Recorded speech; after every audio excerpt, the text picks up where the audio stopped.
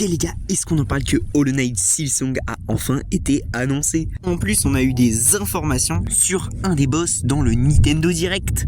Et oui, ce 2 avril, on a eu enfin des réponses.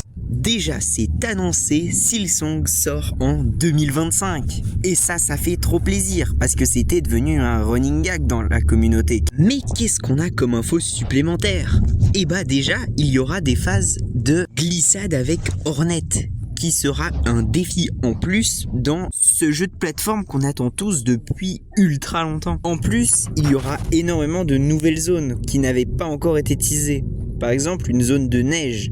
Et toujours plus de boss, parce qu'on est quand même dans Hollow Knight. On a vu une image de gameplay où Hornet affrontait deux boss en même temps, avec une de ses capacités. Bien sûr, l'information la plus intéressante pour la fin, que Silksong a été annoncé pour 2025. Donc cette fois, on peut en être sûr, on aura Silksong avant Noël. Et ça fait trop plaisir. D'ailleurs, je ferai sûrement des vidéos dessus, donc n'hésitez pas à vous abonner. Pour les joueurs PC, ne vous inquiétez pas, parce que Hollow Knight Silksong a été annoncé sur Steam. Et il sortira donc sûrement en même temps que Hollow Knight Silksong sur Switch 2. Mais à quoi est-ce qu'on peut s'attendre avec ce Hollow Knight Silksong? Eh bien, comme nous l'avaient annoncé les précédents trailers, déjà on va jouer Hornet et plus le chevalier. Et elle a une gamme d'attaque totalement changée. Déjà, fini la barre d'âme, on va utiliser du fil. Et comme nous l'ont montré les trailers, on va utiliser une des attaques du combat de boss contre Hornet dans Silksong. De plus, on pourra aussi décider d'utiliser toute notre barre de fil pour instantanément régénérer 3 points de vie. Et on peut déjà dire que Silksong va être un jeu beaucoup plus nerveux que Hollow Knight.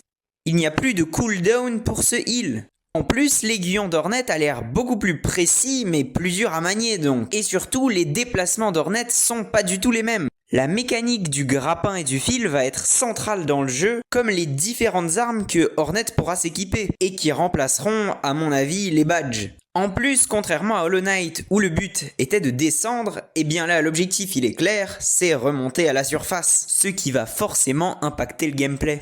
Merci de m'avoir écouté et on se retrouve dans une prochaine vidéo. Déconnexion.